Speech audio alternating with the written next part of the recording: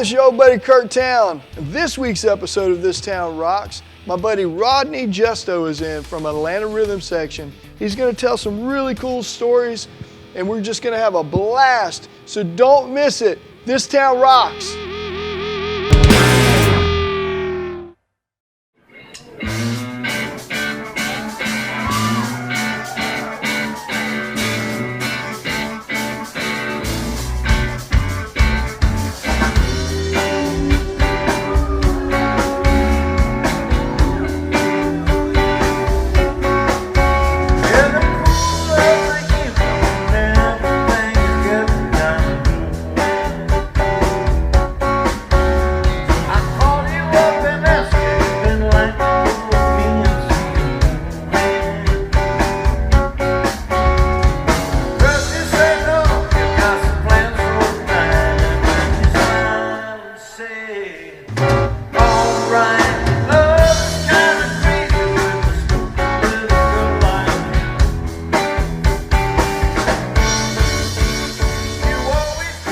Welcome to This Towne Rocks. My good friend Rodney Justo, and he's played with the Candymen, Roy Orbinson, Atlanta Rhythm Section, and Roy Buchanan, just to name a few. How are you doing, man? I can't wait to hear some of your awesome stories. I'm doing great. Stuck here like everybody else in Tampa. Well, not everybody stuck in Tampa, Florida like I am, but, you know, stuck in the house trying to make the best out of what's going on, Curt. Yeah. What choice do we have, right? I know, but hey, you know what? At least we get to come together via Skype and be able to share some great stories. This is like cool. The highlight of my day. I've been waiting for 2.5 hours standing in front of my computer like a yo-yo, like I'm going to interact with somebody. This is a thrill. Well, here I am. I was talking to you earlier, and I was telling you how fascinated I am with the Candymen. And I saw that Jimi Hendrix even said that he loved the Candymen. And of course, you know, our dear friend Robert Nix was also with you in the Candymen. I was just wondering if you could share some stories and just some good, fun stories that maybe we've never heard or that you just think are awesome you'd love to tell me. I'll give you the Reader's Digest version, Curt. The Candymen came about as Roy Orbison's backup band because he had a record called Candyman, which is an old Fred Neil song. You may or may not be familiar with the song. But it's an interesting thing that his biggest record, you might think it was Crying or whatever, but Oh Pretty Woman was his biggest record. And that was the first record that Roy Orbison and the Candymen, because the music business had changed. When Roy started having hit records, they were all individual artists, which is how I met Roy, naturally, because they would travel on the road and a local band would have to back them up. Now, usually they traveled by themselves. Maybe they would travel with a guitar player or a drummer. So I met Roy and my band backed him up. Well, when all of a sudden, not all of a sudden, when the Beatles got big and groups became big instead of artists, the record company had an idea, let's make Roy more current by having he's part of a band. So it's Roy Orbison and the Candymen, like the Beatles or the Animals or the Rolling Stones. So now it's Roy Orbison and the Candymen, even though we didn't play on the record. But the story was that we did play on his record. It was a big thing. We lied about playing on that record so much that we remembered this session. You know what I mean? So I see all the time about the Candyman play on this session, and you know, of course, we all went along with it because it made it sound so much more important, you know. But the Candyman came about as a Roy Orbison's backup band. So what happened from there was Roy would work, but he had periods of time when he didn't work. The band wants to work and make a living, so it's like, well, let's play as a band so we can work when Roy's not working.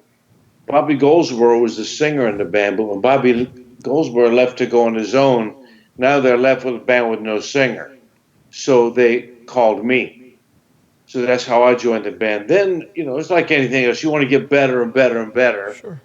And we were very, very focused, Curt, on being the best band you could possibly be. So we decided to start doing songs that no other bands would do.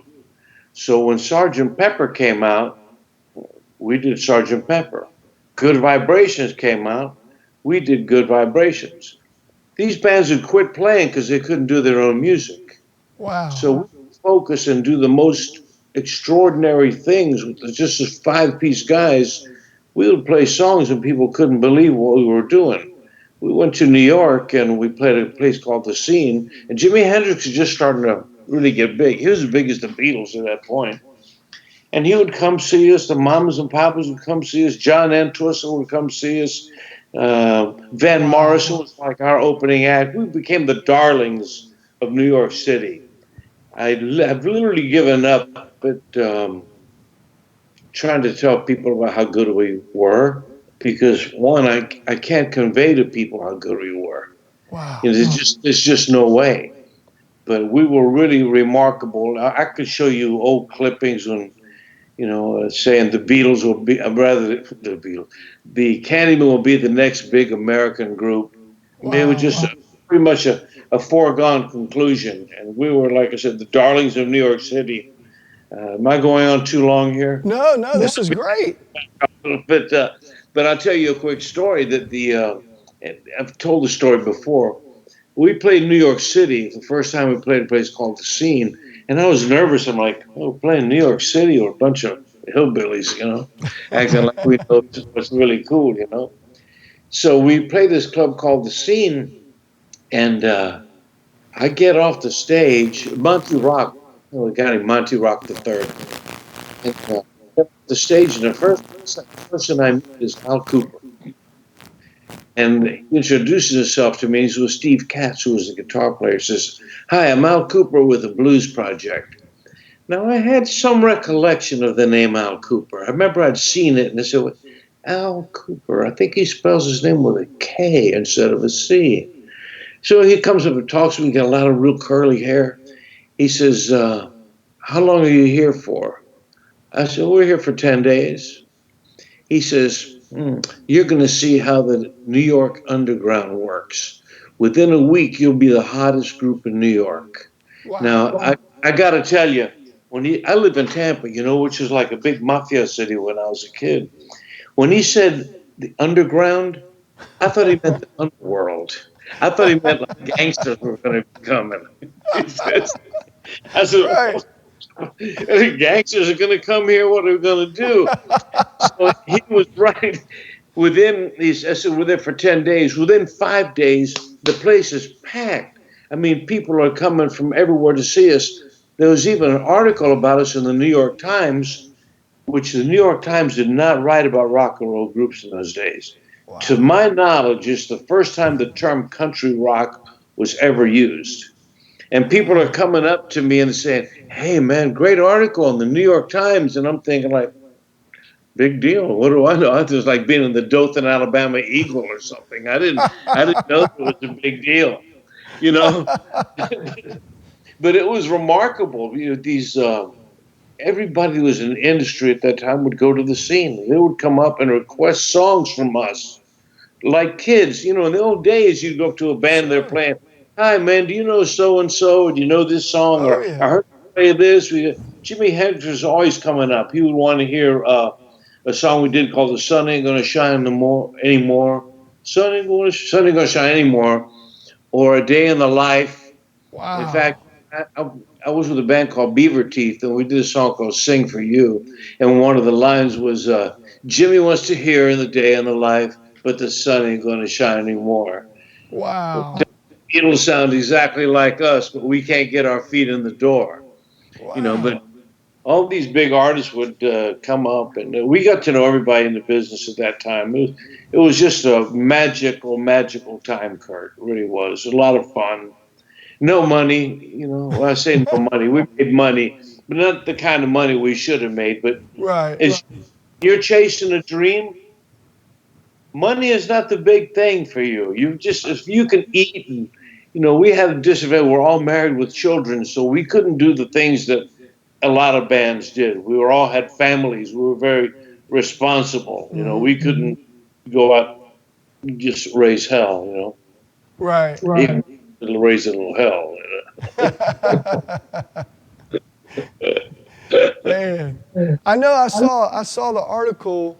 I kind of read it. You had it on your Facebook page, and I believe it was the Village Voice, and it mentioned Crawdaddy, and it mentioned the Candyman, and Jimi Hendrix said that you were his favorite band, and or you guys were the favorite band, and it amazed me. And I remember Robert was telling me stories about you guys driving to Atlanta on the weekends.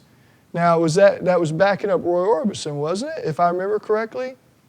Well, God knows, we would, Robert moved to Atlanta. I think he was the first guy to move up there. I didn't want to move. I said, if I'm going to move, let me go someplace that makes a difference, which was like in New York City. In fact, the guy who owned the scene, Steve Paul, wanted to manage it. Steve Paul was a very interesting guy. He also managed Johnny Winter. He's the guy who found Johnny Winter, discovered him. In fact, I picked up Johnny Winter at the airport the first time he came to New York City. He said, would you go and mind to pick up Johnny Winter? I said, no, sure. No. I went to the airport and picked him up. We talked a little bit. We had no idea he was going to come so big. He also managed Tiny Tim. Oh, yeah. You know who Tiny Tim was? I do. Tiptoe Through the Tulips. Tiny was a beautiful, beautiful guy. Tiny would play 365 days a year. $10 a night is what he got paid. Now back then the subway cost 35 cents, but sure. Take the subway in with that he had like a shopping bag and a ukulele, and he'd walk in. The first time he walked in, I went, "What the hell is this?" I thought it was like a comedy show, but that was real, by the way. That was no act. Tiny was like that. I was sitting with Noel Redding one time when he walked in. Oh, Mr. Rodney. Oh. And Noel looks at me like, what the hell was that? I said, that's Tiny Tim, you're going to love him. That's cool. And he said, we played one time at something called the Singer Bowl. And that was, at that time, the largest crowd we played for. It was the Young Rascals were there with the Vagrants, which was Leslie West group before he was Leslie West. Yeah. And we opened the show. And we were doing great at the scene. We're like all over the place. And I told Tiny, I says, I'm not that thrilled about, opening the show. I mean, he says, no, you're going to be great. But I says, why? He says, I says, what the hell you want to open the show? Nobody cares. He says, oh, well, no, Mr. Rodney, you have a big advantage. I went, well, how's that? He says, nobody's expecting anything from you. He says, you're opening the show. They think you're going to be terrible. If you give them anything that's halfway worth a damn, they're going to think you're great.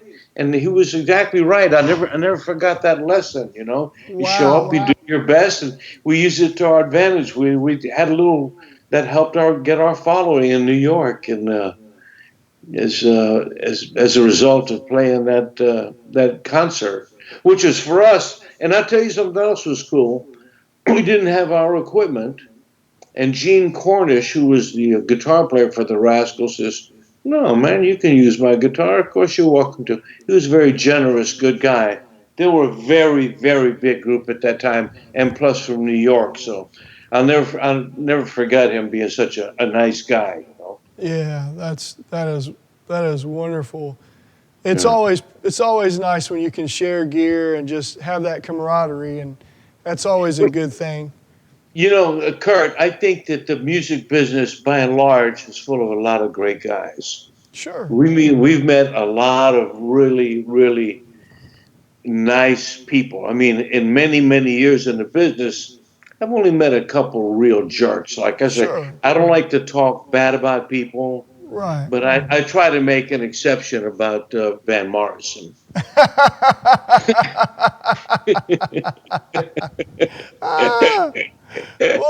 Well, how did you guys become? Huh?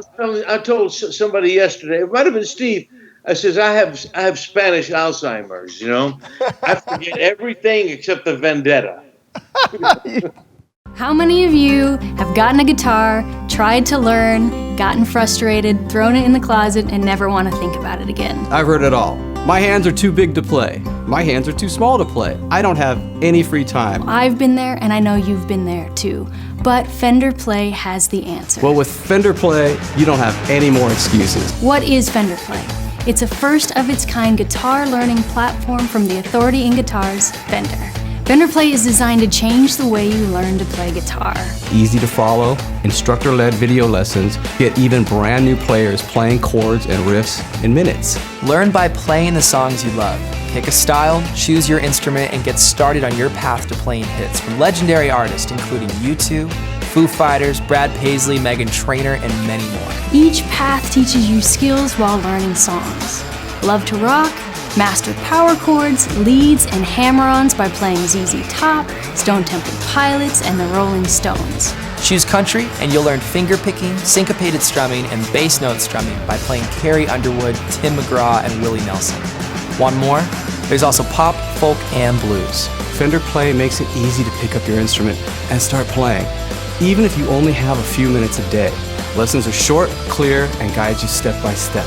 Your dashboard tracks how many chords, techniques, and songs you've learned. Fender has assembled a world-class team to create this unique approach to learning. Highly skilled instructors break it down into simple tips and techniques to unlock the mystery of mastering the guitar.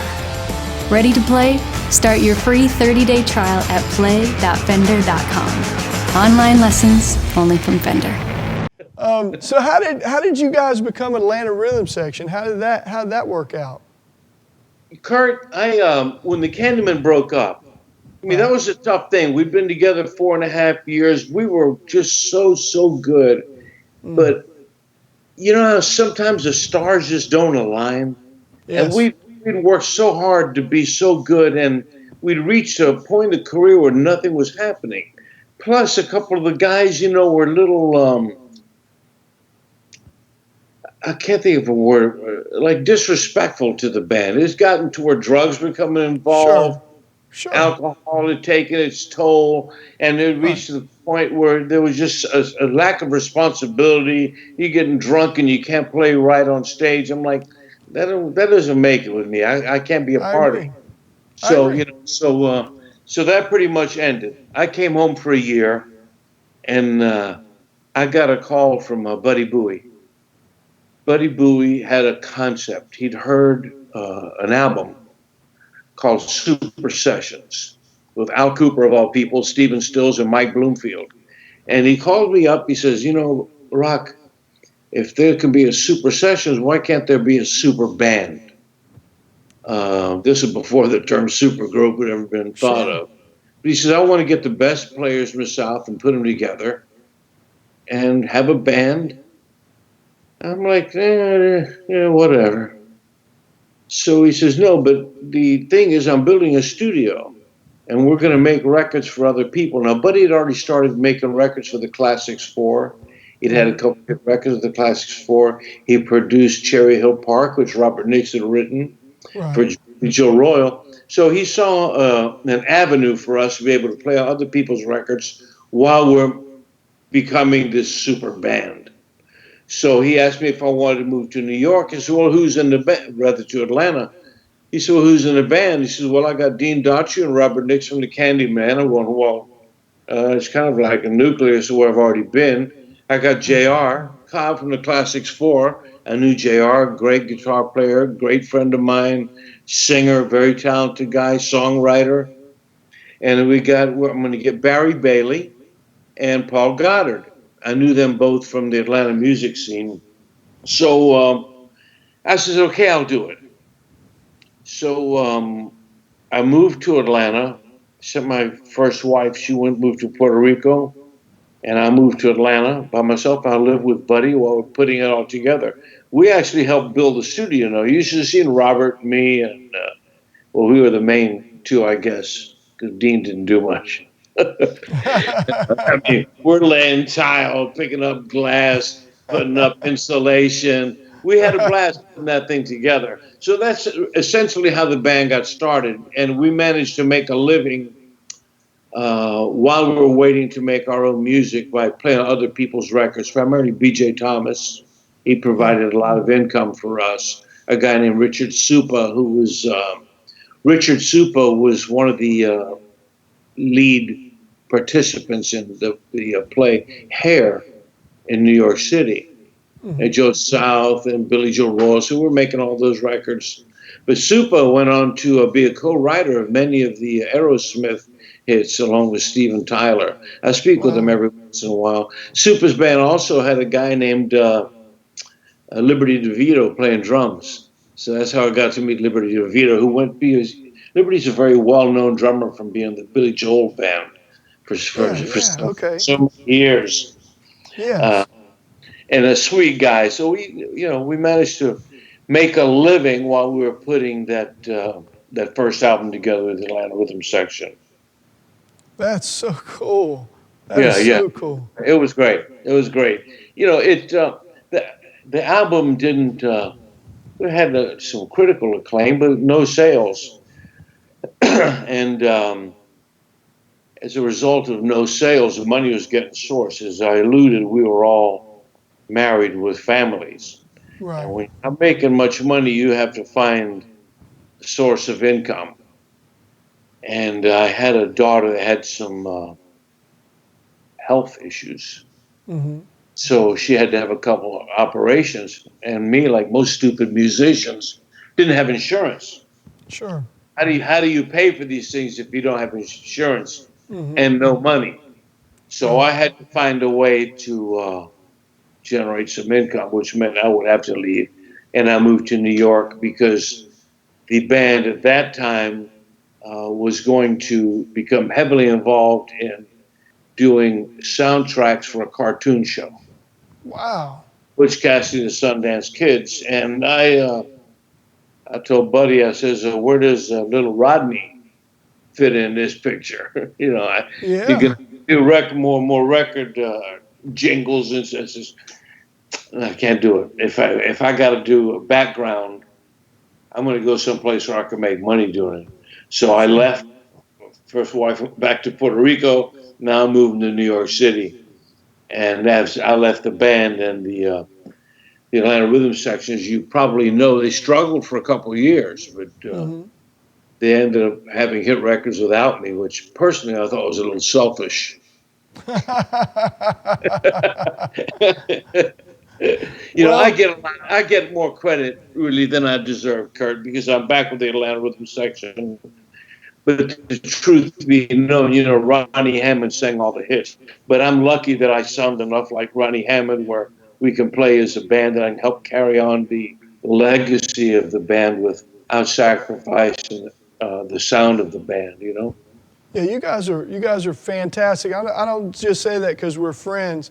We've had the opportunity to open for you guys and to play with you guys, cruises and whatnot, and I love your band. I think you guys are fantastic, and the musicianship is phenomenal. Of course, you guys are my friends, but honestly, you guys come out there and you set a standard and you set a pace, and everybody's scrambling to try to keep up with that, and I love that. Curt, you know the deal. If somebody pays money to come see you, right, you got an obligation not to let them down. Absolutely. It's they got a lot of things to do with their money or their time. It's a matter of respect. Absolutely. I think that somebody's. I'm flattered. Anybody you want to call me and talk to me and put me on, interview me. I'm flattered that somebody would have an interest in me. I'm flattered that someone would want to come and listen to the band. And I had no really interest. I could sing it for 28 years. I didn't do anything. I'm fine. I have a good life. I did what I'm supposed to do as a man and as a family member. And when I got a call to come back, originally I went, nah, I'm all right. Wow. But I'm part of the legacy of the band, and yes. I didn't want it to die. And my buddy Boo, Buddy Boo is dead. I'm still trying to impress him. Sure. I feel like I can't let him down to keep this dream of his alive, even though I wasn't a part of it. I still, when I'm living in New York and the band is having hits, I'm like, well, damn, they would have had hits after I left. I was, I was happy for them. In fact, you Sure. know something? Kool and the Gang had a record out, and it might have been Joanna, but I thought it was the Atlanta Rhythm Section when it came out. I remember hearing it and went, Wow. oh, they got another hit, man. I'm so happy for these guys. Wow. You know, there was never envy or jealousy. Why would you have that for your friends? You want them all to do well, you know? I agree. Yeah, so like I said, there's never any, you know, I get stuff, you know, there's always haters. And once in a Sure. while I get one, well, you're singing Ronnie Hammond's song and you're doing this. And go, yeah, whatever. Well, but you know what though? You guys, you guys do it with such class and musicianship. It's a whole different level. And that's the beauty of that, is that people get to hear a heartfelt, sincere, you know, pouring out of musicianship that love the music and honor and respect the music. That is so good, because people want to have that connection. You know, they want to enjoy that music. I certainly do, and I love it, and you guys kill it. So anytime, anything like that, you know, I just, with negativity, I'm not about that. I just want to have somebody smile. I pour my heart into my playing, and I hope that there's some connection there, and if there's not, that's okay, because I poured my heart out anyway. And Absolutely. You're sharing something. You know, here's your job. Here's my job as a singer. right, I've got to try to make the audience feel what I'm feeling. absolutely. That's my goal. You have the Yes. same thing as a guitar player. You're trying to convey what it means to you to play your guitar all That's right. those years of practice, trying to make your guitar sound a certain way. Originally, I imagined it's this way as a guitarist. You're playing and you want to make it sound like somebody else. Damn it, I can't quite make it sound like him. This is how you get your style. I never Sure. understood what style meant. Roy Buchanan told me one time, you get style because you can't do something like someone else, and you have to do it your own way. And at first I went, I'm pretty lucky. Without sounding too obnoxious, I can sing a lot of different styles of music. That's always been my strength. I'm not the rockinest guy in the world. I'm not the prettiest singing guy in the world, but I can do a lot of things pretty well. I'm like Jeopardy. You know, I got a broad, shallow knowledge. You see me watch Jeopardy, hey, this guy's pretty smart. I don't go too deep in any subject, okay? But I have a very broad but shallow knowledge, okay?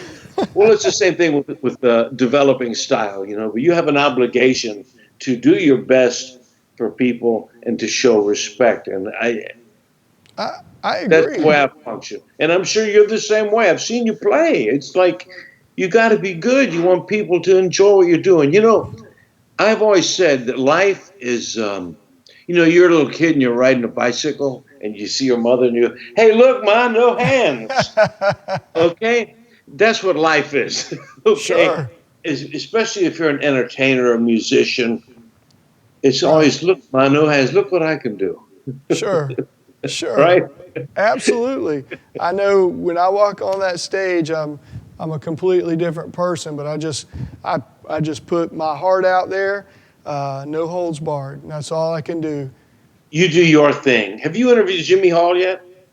Yeah, yes. Hmm. All right. Jimmy's a great example. You watch Jimmy playing. Jimmy can talk stuff. I'd rather hear him talk than sing. I'm not dissing his singing. I love to hear him sing. But he's got a great little repartee going. You know, he talks. Right. Yes, sir, we're doing this, blah, blah, blah, blah, blah. I can't do that. I'm not a talker. I'm a talker like this. Sure. But when I see people talk on the stage, usually I can't understand what they're saying anyway. I'm going, what did he say? You know, and I figure people are saying the same thing about me, so I just soon not talk. But if I do talk, I kind of like pretend like we're in the living room. We're in my living room. Hey, did you notice this happened today? I've gained a little weight, you know. That's the kind of stuff I talk about, you know. But I see these other guys who I can't go, yeah, New York City. I tear my throat up, you know. I can't do that. It's not my thing, you know. I just do Sure. what I do. I try, if I had my druthers, I just soon stick my hand in my pocket, close my eyes, the same. You know, but Wow. can't really do that. You know. Wow. Well, you do a great job. You do a great job. I mean, you have the audience right there in the palm of your hand. And I know when you get up there, you know, it's, you know, song after song, and you guys just command the stage. That's what you want. So that's an awesome thing. I say, I try to say we don't play like old people. That's what I try to tell them. You know? Yeah, we've been around. We've completed. This band has been together, completed 50 years. That's a long time. Yeah. You know, but you got to remember, no band still has original members other than ZZ Top, right? Sure. But you know, bands. I don't care who you are. You evolve. Yes. You know, hopefully you replace members when they leave with other guys that are as good as the people left.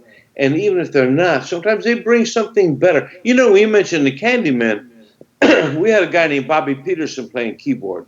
Bobby's one of these guys who was like not a very good-looking guy. But when he stepped on the stage, something happened with Bobby. You couldn't take your eyes off of him.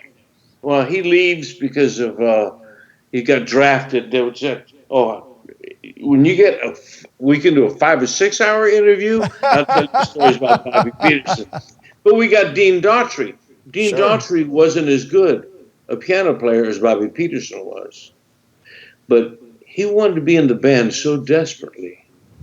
He brought something to the band. He brought an energy. He brought a devotion. And he brought an attitude to the band. Sometimes you replace a guy in a band that's not as good, but the band is better. Sure. It's funny how it happens. Absolutely. That I mentioned Al Cooper. Al Cooper used this term about the Candyman once that I've used many times. He said it was an article in Crawdaddy magazine. He said that we were a perfect example of ensemble playing, meaning that we would give up our individual accomplishments to play like a band. Yeah. And I think about this all the time when I see bands playing. Sometimes I see a guy who's like a really good musician, but he's not making the band happen. Mm-hmm. You know, if you're a band, you're a band. You know, if you want to be the Curt Towne, okay, then the other guys just support you. It's about you. But if you're the Curt Towne band, exactly, is a difference. There's a difference. I spend a lot of time talking about myself, you know, but really, it's about the band. We play like a band, and absolutely. I think that any of the guys in the band will tell you there are certain times you play arrangements. We're all in this together. You want to play a solo, you got your chance to play in a solo. Go berserk. Right. But when you're not playing that solo, you have responsibilities. I don't care if you're playing first chair trumpet in the Cincinnati Orchestra. You don't say, I wonder what it would be like if I played this instead of that. Sure. Don't do it. I agree. Do what you're supposed to do. That's what the best bands in the world do. I agree with you. I love that. That's definitely the way I was reared musically. Yeah. So, I mean, we rehearse, and I appreciate that very much. You know, I do want to ask you this about the Florida music scene. We were talking a little bit about that. So the music scene in Florida in the 60s and the early 70s, and I know that Jacksonville played a pivotal role in that. I know Tampa played a pivotal role in that. I know Miami did. You know, it just seems from from tip to tip, everything in Florida, to Gainesville, you name it, the spectrum. It was just so much musical, like a fertile musical ground. So you were here. What's the kind of firsthand account of what it must have been like for so much music coming out of Florida in one way or another, whether it was moving to another city, like many people did, and taking that, you know, with them, or just the feel. What was it like? You know, it's so funny. There were differences in Florida. Even where I was in Tampa, there was different. You had Tampa, which had more Latin guys. Right. And you had St. Pete and Clearwater, which are all cracker guys. And we thought we were better than the cracker bands. Because we Right. were like, I talked about the Candyman. We did more complex things. I never did Sure. like a Chuck Berry song. I never did a Buddy Holly song. Those stuff was like too easy for us. We never Right. did that. We did big R&B arrangements of Ray Charles songs, you know. And I wasn't the best. That's the kind of singer I wish I could have been, like a Bobby Blue Bland guy or a Ray Charles. But my voice was too clean. You know, I could sing the same notes, but they don't sound like those guys. So we had more Latin influence in our music. The musicians were, we could all read. It was very Right. bizarre. Then you had the Jacksonville area where it was more, almost country, to me, more country influenced. Sure. And then you had Miami. Miami was totally different. They had the big band down there was a band called the Ardells. And I remember we played with them and they did Come On and Be My Little Oh yeah. Good Luck Charmer. And I went, what kind of band does an Elvis Presley song? That's the weirdest thing I ever heard. Of course, when the Beatles came out, everything became much more homogenized. All the bands over Florida, all of a sudden they became the same. Sure. You know, it was really funny how that changed everything as far as bands were concerned. You know, we Sure. all did cover songs, but all of a sudden we covered a totally different kind of music. So it was really funny. You know, Robert used to tell me that, and I think we discussed this already, was that Jacksonville he thought was the genesis of Southern rock. And I think there's some credence to that. I You know, believe so. because you got 38 Special, Skinner, you got Molly Hatchet, you know, and some others. You know, Tampa, we had the Outlaws. Mm-hmm. You know, we had Mike Panera, Blues Image. And Blues, incidentally, Blues Image to me, if you ever would have seen Blues Image, these guys would kill it. I mean, they Wow. played in a little band in a club in Tampa till they left to play in Miami. They won a place called The Image in Miami, and they would have been as big as Santana. But Mike Panera left the band. He got an offer to join Iron Butterfly.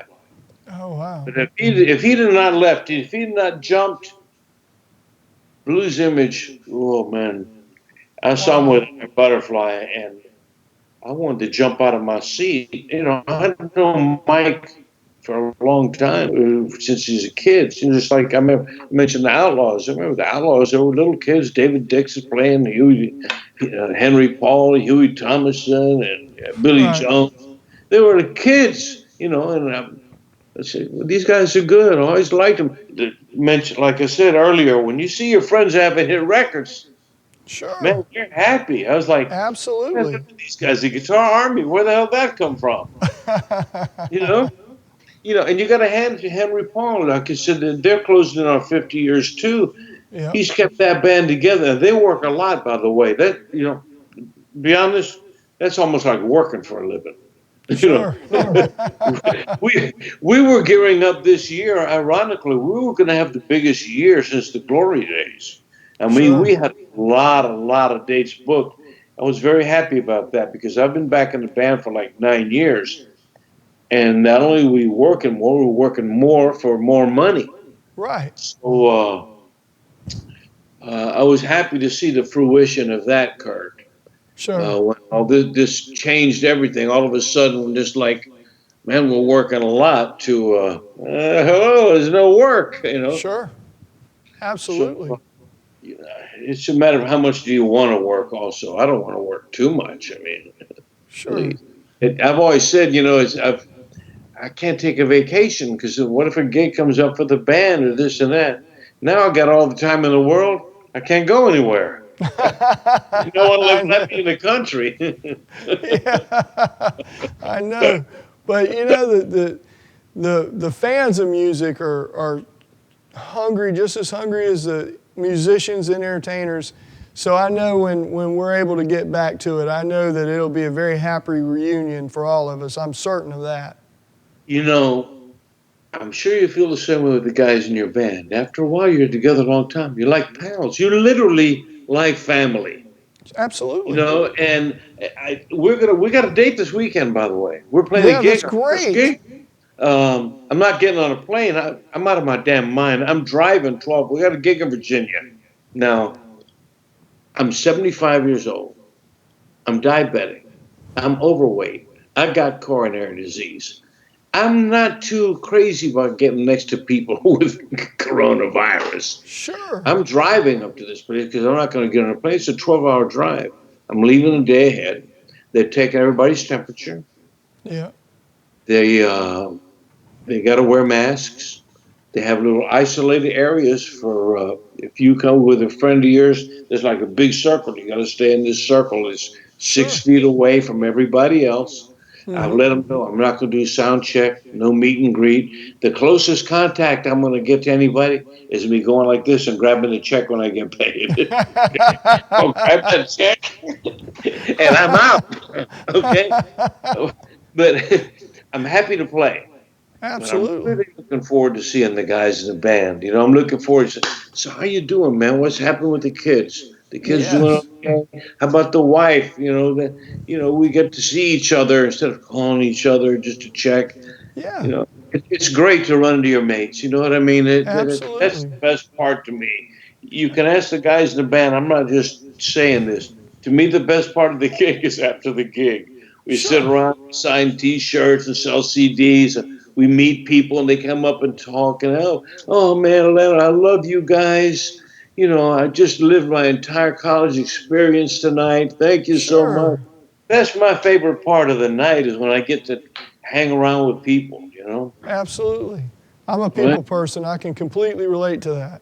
Yeah, man. It's all about, you know, meeting people and having a good time. People telling you they like you. That's not bad either. The guy that's retiring on a show like this about a month ago. I think it's a month. It's 6 months already.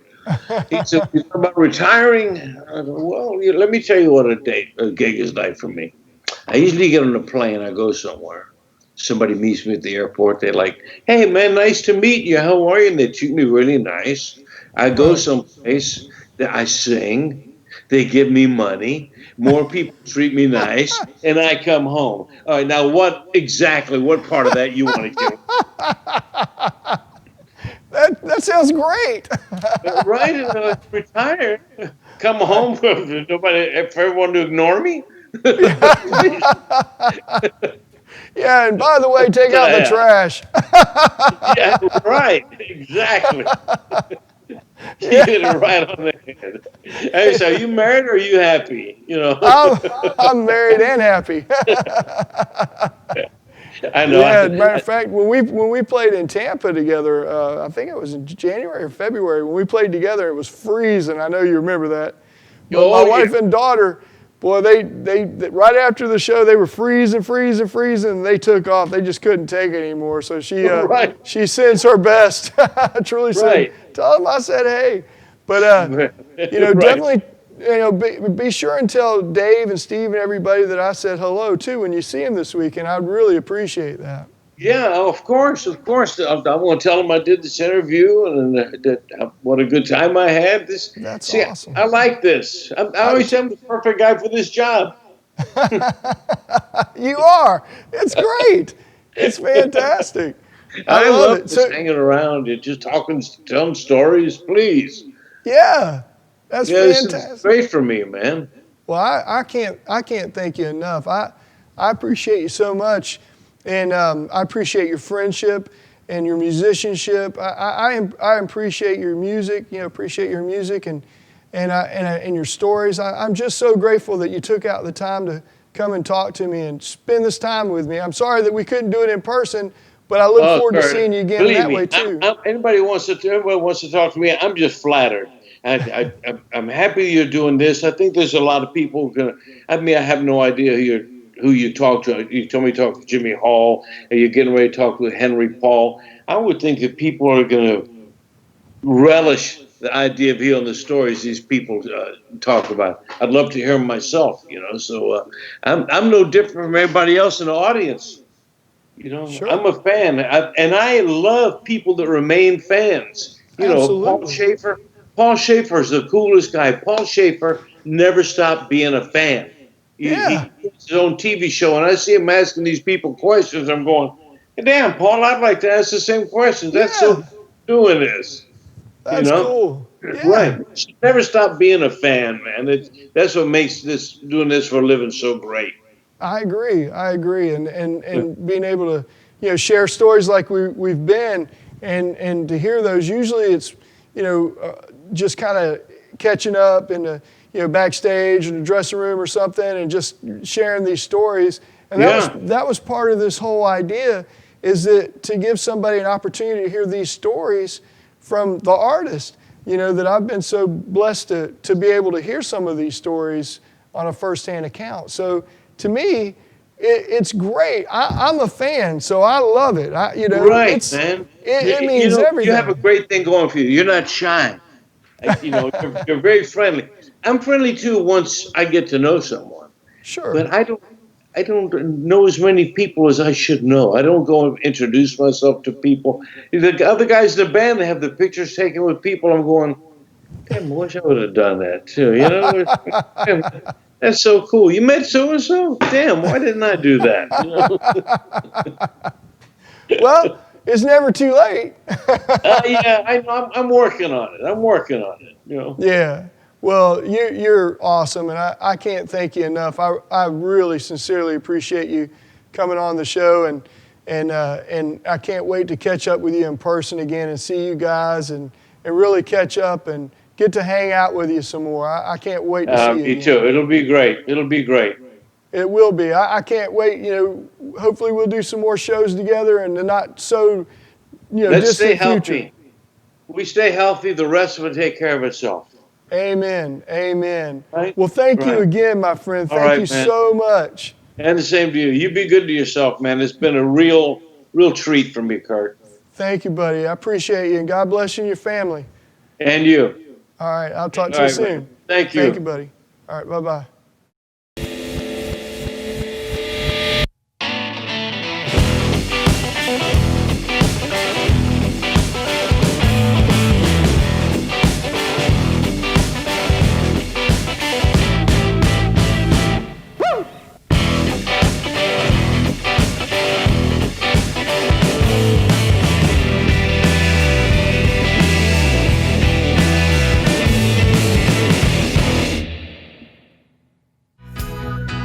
Hey, I hope you guys enjoyed it as much as I did. I know I had a blast, and I love those stories. It was really cool to hear those stories about New York City and the underground. And I hope you enjoyed it as much as I did. So if you did, please like, share, and subscribe, and tell everybody about it. Tell everybody that This Towne Rocks.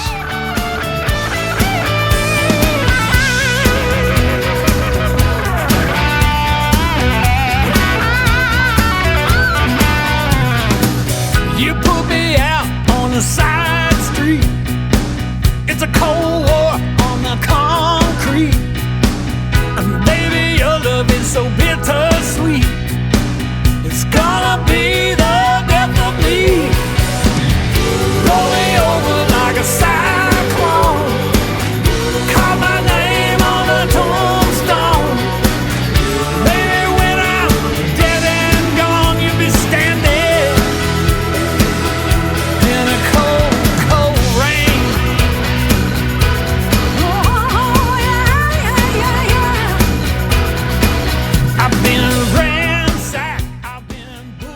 Hi, I'm Rodney Justo of the Atlanta Rhythm Section, and This Towne Rocks. I'm on the right side of the wrong tracks. You're giving me a heart attack. Roll me over like a cyclone. I just want to know one thing. What gets you amped? Is it saying you look like Robert De Niro? I'm there. That's awesome.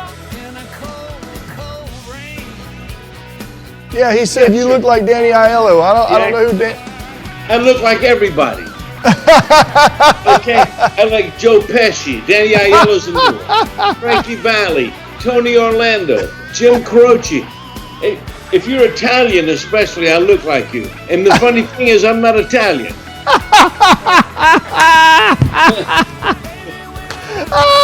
that's right. You're Spanish. No. Right, Curt, since I'm a kid, people have come up to me and say, "You from New York?" I'm 5, 6 years old. I said, "No, I'm from Tampa."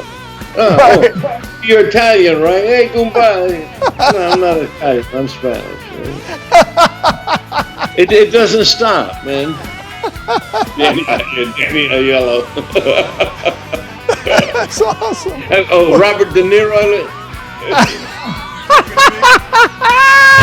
Robert De Niro? Talking to me. Al Pacino. I don't care. I get it all the time. That's awesome. You should do that with Al Pacino, man. You should go to parties and just mess him up. I was at this party with Robert De Niro. It was unbelievable. Al Pacino.